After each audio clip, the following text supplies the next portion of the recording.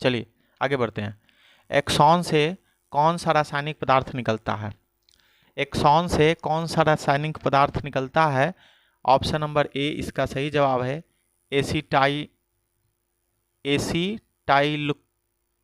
Acetyl Colin. मस्तिष्क का सोचने वाला भाग शरीर के बाकी भागों से कैसे जुड़ा होता है? तो तंत्रिकाओं से जुड़ा रहता है। मस्तिष्क का सोचने वाला भाग बाकी भागों से तंत्रिकाओं से जुड़ा रहता है। प्रतिवर्त क्रिया क्या है? प्रतिवर्त क्रिया क्या है? तो ये लार आना, रक्तदान, हृदय गति, इनमें से सभी। ऑप्शन नंबर डी सही जवाब है। कोमल मस्तिष्क सुरक्षित रहता है। कोमल मस्तिष्क सुरक्षित रहता है मस्तिष्क गुहा के अंदर। सोचना एवं स्मरण इत्यादि क्रियाओं का नियंत्रण करता है। सोचना एवं स्मरण इत्यादि क्रियाओं का नियंत्रण करता है तो सेरिब्रम। सोचने समझने जैसी क्रियाओं का नियंत्रण सेरिब्रम करता है। मानव में बुद्धि एवं चतुराई का केंद्र है। मानव में बुद्धि एवं चतुराई का केंद्र है सेरिब्रम। मस्तिष्क उत्तरदायी है। मस्तिष्क उत्तरदायी है। ऑप्शन है सोचने के लिए, बिल्कुल सही। हृदय स्पंदन के लिए, शरीर का संतुलन करने के लिए, उपयुक्त में सभी। ऑप्शन नंबर डी जो है सही जवाब है। निम्नलिखित में कौन एक प्रतिवर्ती क्रिया का उदाहरण है? निम्नलिखित में कौन एक प्रतिवर्ती क्रिया का उदाहरण है? मिठाई देखकर मुंह में पानी आना, छींक आना, आंखों का झपकना, इनमें से सभी। ऑप्शन नंबर डी सही जवाब है। पॉन्स वेरोलाई किसका भाग है? पॉन्स वेरोलाई किसका भाग है? सेरिबेलम का। Option number A. सेरिबेलम के सबसे पीछे वाला भाग कहलाता है। सेरिबेलम के सबसे पीछे वाला भाग मेडुला कहलाता है। ऑप्शन नंबर ए सही जवाब है। तंत्रिका कोशिकाओं में सूचना का वाहक किस रूप में होता है? तंत्रिका कोशिकाओं में सूचना का वाहक किस रूप में होता है? विद्युत आवेग के रूप में। मस्तिष्क का कौन सा भाग शरीर की स्थिति तथा संतुलन का अनुसरण करता है? मस्तिष्क का कौन सा भाग शरीर की स्थिति एवं अनुसरण करता है? अनुमस्तिष्क। मस्तिष्क उत्तरदायी है सोचने के लिए, हृदय स्पंदन, शरीर संतुलन, इनमें से सभी। Option number D. तंत्रिका तंत्र की संरचनात्मक एवं कार्यात्मक इकाई को कहते हैं। तंत्रिका तंत्र की संरचनात्मक एवं कार्यात्मक इकाई को कहते हैं न्यूरॉन। न्यूरॉन की ताराकाट रचना क्या कहलाती है? न्यूरॉन की ताराकाट रचना क्या कहलाती है? साइटोन कहलाती है। ऑप्शन नंबर ए सही जवाब है। साइटोन के सबसे लंबे तंतु को क्या कहते हैं? साइटोन के सबसे लंबे तंतु को एक्सॉन कहते हैं। न्यूरॉन में छोटे शाखित प्रवर्धक होते हैं।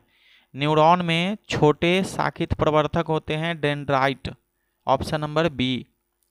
यह संवेदी अंगों के संवेदना ग्रहण करता है। यह संवेदी अंगों से संवेदना ग्रहण करता है डेंड्राइट द्रुमिका। विद्युत आवेगों को साइटोन से दूर ले जाना इनका काम है। विद्युत आवेगों को साइटोन से दूर ले जाना इनका काम है। तो इसका आंसर है एक्सॉन। Option number B. अचानक बिना सोचे की गई क्रिया को क्या कहते हैं? अचानक बिना सोचे की गई क्रिया को प्रतिवर्ती क्रिया कहते हैं। प्रतिवर्ती चाप कहाँ बनता है? प्रतिवर्ती चाप कहाँ बनता है? मेरुरज्जु में। Option number D. यह मस्तिष्क को बाहरी आघातों से बचाता है। यह मस्तिष्क को बाहरी आघातों से बचाता है। सेरिब्रोस्पाइनल द्रव और मेनिंजीज, इन ए और बी दोनों। निम्नलिखित में कौन यूरिलेमा की कोशिका है? निम्नलिखित में कौन यूरिलेमा की कोशिका है? इसके आंसर है ऑप्शन नंबर सी श्वसन कोशिका। न्यूरॉन का वह हिस्सा जहां जानकारी हासिल की जाती है। न्यूरॉन का वह हिस्सा जहां जानकारी हासिल की जाती है उसको डेंड्राइट कहते हैं। Option number A. खांसना कैसी क्रिया है? खांसना अनैच्छिक क्रिया है। Option number B. हमारे शरीर में विभिन्न जैविक कार्यों का नियंत्रण होता है। हमारे शरीर में विभिन्न जैविक कार्यों का नियंत्रण होता है तंत्रिका और रसायन द्वारा। तंत्रिका और रसायन द्वारा। Option number C. तंत्रिका कोशिका क्या कहलाती है? तंत्रिका कोशिका क्या कहलाती है? न्यूरॉन कहलाती है। Option number B. शरीर का तापक्रम कहाँ नियंत्रित होता है? शरीर का तापक्रम हाइपोथैलेमस में नियंत्रण होता है। डैश मनुष्य में मस्तिष्क की सबसे बाहरी झिल्ली है? डैश मनुष्य में मस्तिष्क की सबसे बाहरी झिल्ली है? ड्यूरामीटर। मस्तिष्क का कौन सा भाग हृदय स्पंदन तथा श्वसन गति को नियंत्रित करता है? मस्तिष्क का कौन सा भाग हृदय स्पंदन तथा श्वसन की गति को नियंत्रित करता है? मेडुला। Option number B. निश्चल कणिकाएं कहाँ पाई जाती है? निश्चल कणिकाएं कहाँ पाई जाती है? साइटोन में। दोनों सेरिब्रल हेमीस्फेयर को जोड़ने का काम करता है। दोनों सेरिब्रल हेमीस्फेयर को जोड़ने का काम करता है कॉपर कैलोसम। वह पथ जिससे न्यूरॉन के आवेग का वाहन होता है, वह पथ जिससे न्यूरॉन के आवेग का वाहन होता है, वह है प्रतिवर्ती चाप। ऑप्शन नंबर सी। उद्दीपनों को ग्रहण करने वाले अंग कहलाते हैं? उद्दीपनों को ग्रहण करने वाले अंग ग्राही अंग कहलाते हैं। Option number B. मनुष्य के शरीर के सोचने वाली उत्तक, मनुष्य के शरीर में सोचने वाली उत्तक कौन है? तंत्रिका उत्तक। मस्तिष्क का सबसे बड़ा भाग है? मस्तिष्क का सबसे बड़ा भाग प्रमस्तिष्क सेरिब्रम।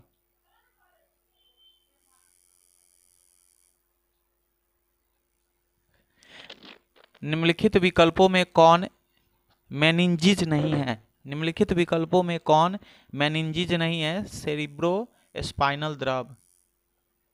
मनुष्य में सूंघने की क्षमता को नियंत्रित करता है? मनुष्य में सूंघने की क्षमता को नियंत्रित करता है धनांद्रिय पाली। मनुष्य में ऐच्छिक गतिविधि का नियंत्रण करके किसके द्वारा होता है? मनुष्य में ऐच्छिक गतियों का नियंत्रण किसके द्वारा होता है? ऑप्शन है सेरिब्रम। तंत्रिका तंत्र से प्राप्त सूचना के अनुसार अनुक्रिया करने वाला अंग है? तंत्रिका तंत्र से प्राप्त सूचना के अनुसार अनुक्रिया करने वाला अंग है अभिग्राही अंग। सूचनाओं और चेतनाओं का भंडारण इस अंग में होता है? सूचनाओं और चेतनाओं का भंडारण इस अंग में होता है मस्तिष्क में।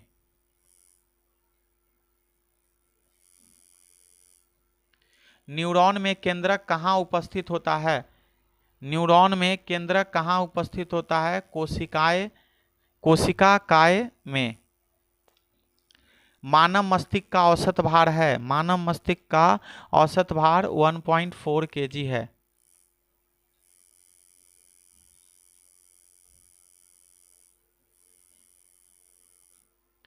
मानव शरीर में सबसे लंबी कोशिका कौन है? मानव शरीर में सबसे लंबी कोशिका तंत्रिका कोशिका है। मेरुरज्जु निकलता है? मेरुरज्जु निकलता है मेडुला से। निम्नलिखित में कौन सा अंग संवेदीग्राही नहीं है? निम्नलिखित में कौन सा अंग संवेदीग्राही नहीं है? दिमाग। निम्नलिखित में कौन सी अनैच्छिक क्रिया नहीं है? निम्नलिखित में कौन सी अनैच्छिक क्रिया नहीं है? चबाना। दो न्यूरॉन के मध्य खाली स्थान को कहते हैं? दो न्यूरॉन के मध्य खाली स्थान को सिनेप्स कहते हैं। पॉन्स मेडुला और अनुमस्तिष्क है? पॉन्स मेडुला और अनुमस्तिष्क है पश्च मस्तिष्क का हिस्सा। स्मरण शक्ति का मुख्य केंद्र है? स्मरण शक्ति का मुख्य केंद्र है सेरिब्रम। अनैच्छिक क्रियाओं का नियंत्रण केंद्र माना जाता है? अनैच्छिक क्रियाओं का नियंत्रण केंद्र मेडुला ऑब्लंगेटा को माना जाता है। सबसे जटिल मस्तिष्क होता है? सबसे जटिल मस्तिष्क होता है पशुओं का। Option number A. मेरुरज्जु के आघात से हो सकता है? मेरुरज्जु के आघात से हो सकता है। ऑप्शन नंबर डी लकवा।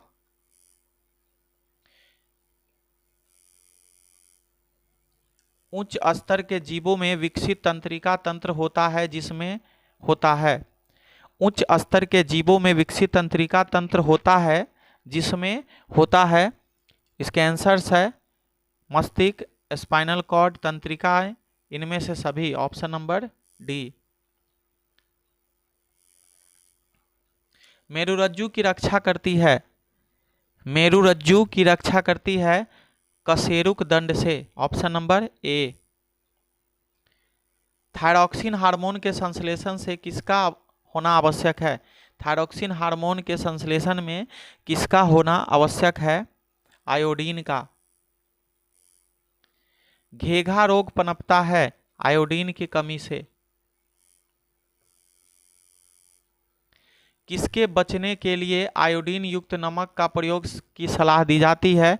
तो घेघा रोग से बचने के लिए आयोडीन युक्त नमक की सलाह दी जाती है। मनुष्य में कपाल तंत्रिकाओं की संख्या है। मनुष्य में कपाल तंत्रिकाओं की संख्या है 12 जोड़ी। मस्तिष्क का कौन सा भाग गंध पहचानने का केंद्र है? मस्तिष्क का कौन सा भाग गंध पहचानने का केंद्र है? अग्र मस्तिष्क। किससे रासायनिक दूत कहा जाता है? किसे रासायनिक दूत कहा जाता है? तो हार्मोन को। Option number C. निम्नलिखित में से किसमें बर्थ हार्मोन कहा जाता है? निम्नलिखित में से किसे बर्थ हार्मोन कहा जाता है? Option number B oxytocin. Corpus luteum से स्रावित हार्मोन है। कॉपर्स ल्यूटियम से स्रावित हार्मोन है प्रोजेस्टेरोन। निम्नलिखित में कौन पुरुष हार्मोन है? निम्नलिखित में कौन पुरुष हार्मोन है? टेस्टोस्टेरोन। यदि हमारे आहार में आयोडीन की कमी हो तो हमें किस रोग को होने की संभावना है? तो घेघा रोग होने की संभावना है। सॉरी, घेघा, ग्वाइटर, गलकंठ, इनमें से सभी रोग होने की संभावना है। एस्ट्रोजन स्रावित होता है। एस्ट्रोजन स्रावित होता है अंडाशय से। दूरग्राही एवं खतरनाक स्थिति से निपटने में यह हार्मोन सहायक है। दूरग्राही एवं खतरनाक स्थिति से निपटने से यह हार्मोन सहायक है एड्रेनलिन। यह ग्रंथि रक्त में कैल्शियम की मात्रा का नियंत्रण करती है। यह ग्रंथि रक्त में कैल्शियम की मात्रा का नियंत्रण करती है। पैराथायराइड ग्रंथि। वृद्धि हार्मोन स्रावित होता है। वृद्धि हार्मोन स्रावित होता है पिट्यूटरी से। Option number A. वृद्धि हार्मोन में कम स्रावित होने से होता है। वृद्धि हार्मोन के कम स्रावित होने से होता है बौनापन। थायराइड ग्रंथि के बढ़ जाने से क्या होता है? थायराइड ग्रंथि के बढ़ जाने से घेघा रोग होता है। थायराइड ग्रंथि के सामान्य क्रिया के लिए इसकी निश्चित मात्रा जरूरी है। तो आयोडीन की निश्चित मात्रा जरूरी है। मानसिक तनाव एवं उत्तेजना की स्थिति में एड्रीनल मेडुला का क्या स्रावित करता है? मानसिक तनाव एवं उत्तेजना की स्थिति में एड्रीनल मेडुला क्या स्रावित करता है? तो आंसर है एड्रीनिन और नॉरेपिनेफ्रिन, ए और बी दोनों। Option number D. यह रुधिर में शर्करा का स्तर नियंत्रित करता है। यह रुधिर में शर्करा का स्तर नियंत्रित करता है इंसुलिन। शरीर में इसकी कमी से घेघा रोग होता है आयोडीन। एक ही तरह के सवाल को घुमा फिरा के बार बार पूछा जा रहा है। पिट्यूटरी ग्रंथि नियंत्रित होता है। पिट्यूटरी ग्रंथि नियंत्रित होता है हाइपोथैलेमस से। ऑप्शन नंबर सी।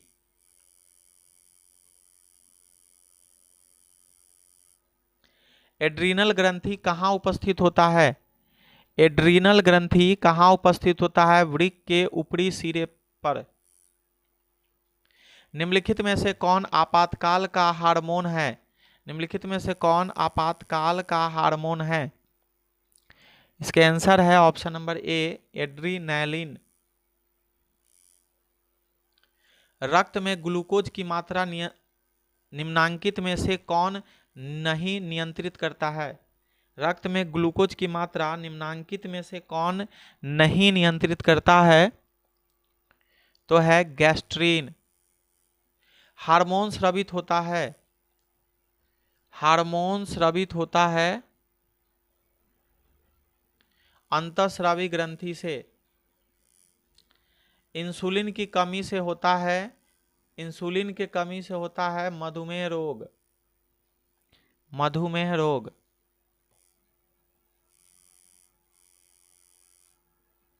यह अंडाणु एवं शुक्राणु बनने की क्रिया का नियंत्रित करता है। यह अंडाणु एवं शुक्राणु बनने की क्रिया का नियंत्रित करता है पिट्यूटरी ग्रंथि। कौन सा हार्मोन हृदय की धड़कन बढ़ा देता है? कौन सा हार्मोन हृदय की धड़कन बढ़ा देता है? एड्रीनलीन। भागते या दौड़ते समय कौन सा हार्मोन सक्रिय होता है? भागते और दौड़ते समय कौन सा हार्मोन सक्रिय होता है? एड्रेनलिन। बच्चों की शारीरिक वृद्धि में इस हार्मोन की महत्वपूर्ण भूमिका है। बच्चों की शारीरिक वृद्धि में इस हार्मोन की महत्वपूर्ण भूमिका है, वृद्धि हार्मोन। यह ग्रंथि अन्य अंतःस्रावी ग्रंथियों का नियंत्रण करती है। यह ग्रंथि अन्य अंतःस्रावी ग्रंथियों का नियंत्रण करती है, पिट्यूटरी ग्रंथि, ऑप्शन नंबर बी। अंतःस्रावी ग्रंथि नलिका विहीन क्यों कहलाती है? अंतःस्रावी ग्रंथि नलिका विहीन क्यों कहलाती है? इसका आंसर है ऑप्शन नंबर डी, इनमें से सभी। वृक्क द्वारा स्रावित हार्मोन कहते हैं, वृक्क द्वारा स्रावित हार्मोन कहलाते हैं। तो ये क्या कहलाते हैं? टेस्टोस्टेरोन। ग्वाइटर अथवा घेघा रोग होता है आयोडीन की कमी से। अंतःस्रावी ग्रंथियों से क्या स्रावित होता है? अंतःस्रावी ग्रंथियों से क्या स्रावित होता है? हार्मोन। इनमें से जनन ग्रंथि कौन है? इनमें से जनन ग्रंथि कौन है?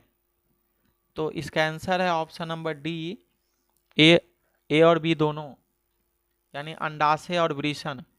गर्भवती महिला के प्रसव के आखिरी समय में कौन सा हार्मोन दिया जाता है? गर्भवती महिला के प्रसव के आखिरी समय में कौन सा हार्मोन दिया जाता है? ऑक्सीटॉक्सिन। एडिशन बीमारी हो जाती है एडिनल कॉर्टेक्स के डैश से। एडिशन बीमारी हो जाती है एडिनल कॉर्टेक्स के डैश से, तो कम श्रवण से।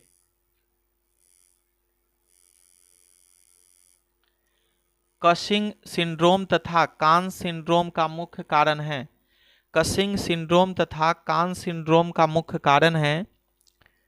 इसके आंसर है ऑप्शन नंबर बी, हाइपर एड्रीनोकॉर्टिज्म। निम्नलिखित में कौन पिट्यूटरी ग्रंथि से निकलने वाला हार्मोन है? निम्नलिखित में कौन पिट्यूटरी ग्रंथि से निकलने वाला हार्मोन है? वृद्धि हार्मोन। एंड्रोजन क्या है? एंड्रोजन क्या है? नरलिंग हार्मोन है।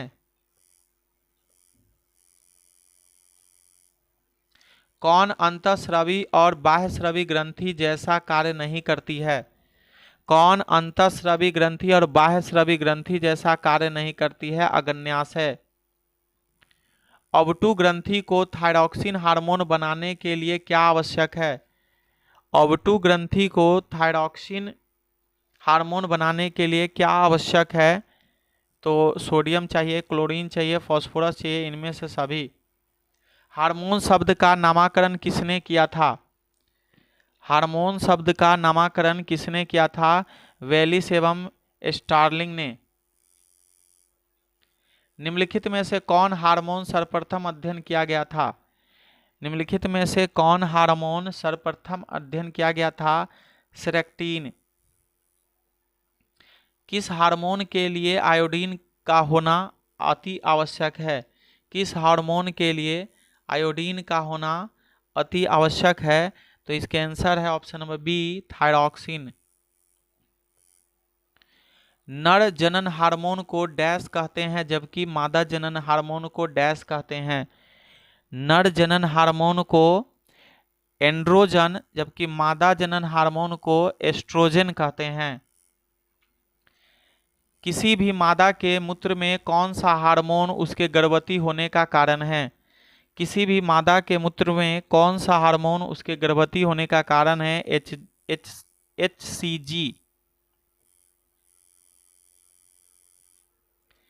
निम्नलिखित में कौन ग्रंथि हार्मोन तथा एंजाइम दोनों स्रावित करता है? निम्नलिखित में कौन ग्रंथि हार्मोन तथा एंजाइम दोनों स्रावित करता है? अग्न्याशय। अग्न्याशय का कितना प्रतिशत भाग अंतःस्रावी है? अग्न्याशय का कितना प्रतिशत भाग अंतःस्रावी है? 1%। लैंगरहैंस की दूपिकाओं में कौन सा हार्मोन, कौन कौन सी कोशिका पाई जाती है? लैंगरहैंस की दूपिका में कौन कौन सी कोशिका पाई जाती है? तो लैंगरहैंस की दूपिका में अल्फा कोशिका, बीटा कोशिका, गामा, इनमें से सभी। नलिका विहीन अंतःस्रावी ग्रंथि में स्रवन को क्या कहते हैं? नलिका विहीन अंतःस्रावी ग्रंथि के स्रवन को क्या कहते हैं? हार्मोन कहते हैं। थायराइड ग्रंथि का उपयोग होता है?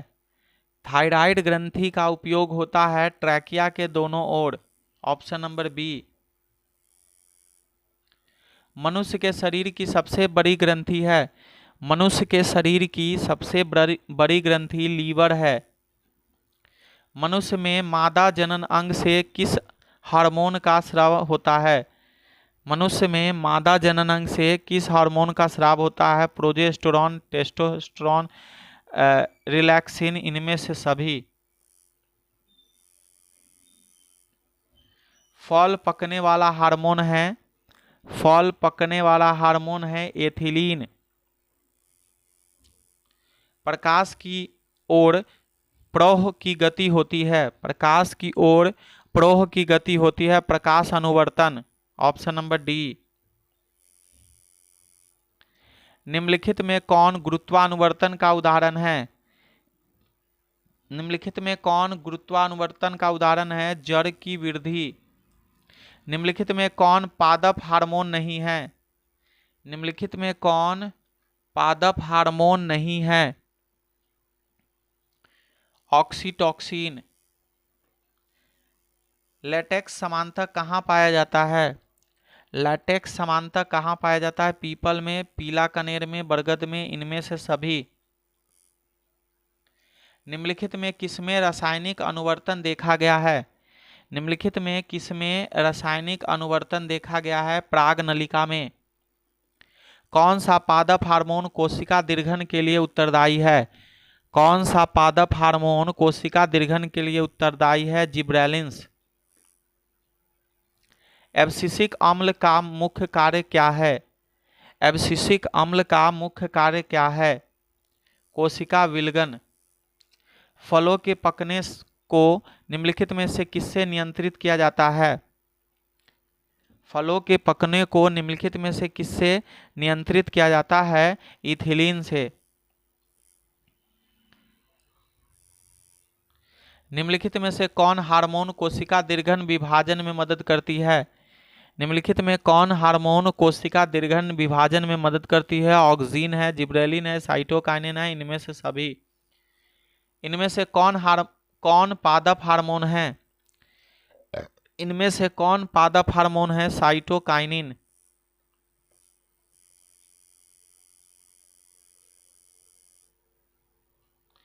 इनमें से कौन पादप हार्मोन है? साइटोकाइनिन। पादप हार्मोन साइटोकाइनिन सहायक है। पादप हार्मोन साइटोकाइनिन सहायक है परोह के अग्रभाग की लंबाई में वृद्धि के लिए, तने में वृद्धि के लिए, पादप का प्रकाश की ओर मुड़ने के लिए। इनमें से सभी जड़ का अधोगामी वृद्धि है, जड़ का अधोगामी वृद्धि है गुरुत्वानुवर्तन। एब्सिसिक एसिड किस तरह का रसायन है? एब्सिसिक एसिड किस तरह का रसायन है? वृद्धि रोधक। छुई मुई पौधे में गति होती है, छुई मुई पौधे में गति होती है जल की मात्रा में परिवर्तन से। मटर का कौन सा बाड़ पर प्रतन की सहायता से चढ़ जाता है? क्योंकि मतलब कहने का मतलब है कि मटर का जो पेड़ है किसकी सहायता से वो पेड़ों पर चढ़ता है? मटर की जो लताएं हैं किसकी सहायता से पेड़ों पर चढ़ता है? तो इसके आंसर है डी। सॉरी, इसमें ऑप्शन कट गया था, इसके आंसर ऑप्शन नंबर डी था, हमको ध्यान नहीं है। बीज रहित पौधे के उत्पादन में ये सहायक होते हैं, बीज रहित पौधे के उत्पादन में ये सहायक होते हैं ऑक्सीन एवं जिब्रेलिन्स दोनों। किसी पौधे की जड़ों इनमें से कौन सी गति दर्शाती है? किसी पौधे की जड़ें इनमें से कौन सी गति दर्शाती है? तो बी और सी दोनों, यानी ऋणात्मक प्रकाश अनुवर्तन और धनात्मक गुरुत्वानुवर्तन। यदि पौधे पर एब्सिसिक एसिड का छिड़काव किया जाए तो, यदि पौधे पर एब्सिसिक एसिड का छिड़काव किया जाए तो पत्तियां मुरझा जाएगी।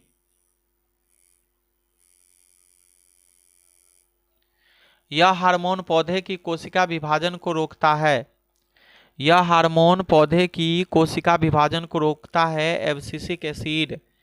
पौधे में कोशिका दीर्घन इस हार्मोन की मदद से होता है, पौधों में कोशिका दीर्घन इस हार्मोन की मदद से होता है। ऑप्शन नंबर डी, ए और बी दोनों, यानी ऑक्सीन और जिब्रेलिन्स। यह हार्मोन गैस के रूप में पाया जाता है, साइटोकाइनिन है, जिब्रेलिन्स है, ऑक्सीन है, एथिलीन है। तो इसके आंसर है option number D, ethylene. Oxygen है, ऑक्सीन एक हार्मोन है। पादप हार्मोन का उदाहरण है, पादप हार्मोन का उदाहरण है ऑक्सीन। पौधे की जड़ों को गुरुत्वाकर्षण की दिशा में वृद्धि करना कौन सी अनुवर्तन गति कहलाती है? पौधे की जड़ों को गुरुत्वाकर्षण की दिशा में वृद्धि करना कौन सा अनुवर्तन कहलाती है? आंसर है ऑप्शन नंबर ए, गुरुत्वानुवर्तन। निम्नलिखित में सबसे महत्वपूर्ण ऑक्सीन कौन है? निम्नलिखित में से सबसे महत्वपूर्ण ऑक्सीन कौन है? इंडाइल एसिटिक अम्ल। प्रकाश अनुवर्तन गति के अंतर्गत पौधे का कौन सा भाग आता है? प्रकाश अनुवर्तन की गति के अंतर्गत पौधे का कौन सा भाग आता है? तो परोह और पत्तियां, ऑप्शन नंबर डी।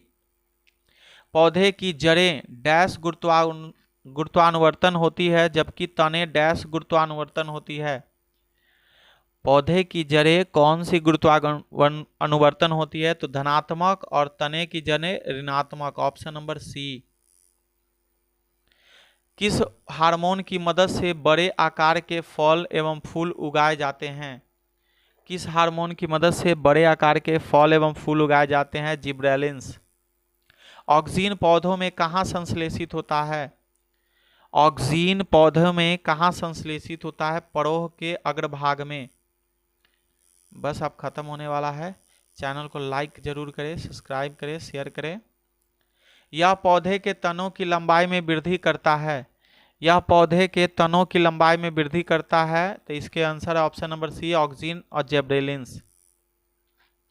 यह हार्मोन पर्णरहित को लंबे समय तक नष्ट नहीं होने देता है, यह हार्मोन पर्णहरित को लंबे समय तक नष्ट नहीं होने देता है। Option number A, cytokinin. किस हार्मोन के कारण पत्तियां अधिक समय तक हरी और ताजी रहती है? किस हार्मोन के कारण पत्तियां अधिक समय तक हरी और ताजी रहती है? साइटोकाइनिन। यदि पौधे के स्तंभ का शीर्ष काट दिया जाए तो क्या होगा? यदि पौधे के स्तंभ का शीर्ष काट दिया जाए तो क्या होगा? लंबाई में वृद्धि रुक जाएगी। पराग नलिका की बीजांड की तरह जाने की प्रक्रिया डैश कहलाती है। पराग नलिका की बीजांड की तरफ जाने की प्रक्रिया डैश कहलाती है, तो कहलाती है रसायनानुवर्तन। पौधे में बाह्य उद्दीपनों के अनुसार गति करने की क्षमता क्या कहलाती है? पौधों में बाह्य उद्दीपनों के अनुसार गति करने की क्षमता क्या कहलाती है? प्रतिवर्तन। पौधे में प्रकाश की ओर गति कहलाता है। पौधे में प्रकाश की ओर गति कहलाता है प्रकाश अनुवर्तन। ये लास्ट क्वेश्चन है आज के सवाल का। पौधे में पाई जाने वाली गति है। पौधे में पाई जाने वाली गति इनमें से सभी है। चैनल को लाइक सब्सक्राइब शेयर जरूर करें और कमेंट जरूर करें। कमेंट नहीं करते हैं आप लोग, कमेंट करने में लगता है कंजूसी बहुत होता है कमेंट करने में। कमेंट कीजिए और देखिए सारे इंपॉर्टेंट ऑब्जेक्टिव का रिवीजन करा रहे हैं। ये सब गेस्ट पेपर के ऑब्जेक्टिव का रिवीजन है। इसे कृपया बढ़िया से पढ़िए और एग्जाम बढ़िया से दीजिए। फाइनल एग्जाम में बेहतर रिजल्ट लाइए, यही हमारी कामनाएं हैं। चलिए धन्यवाद।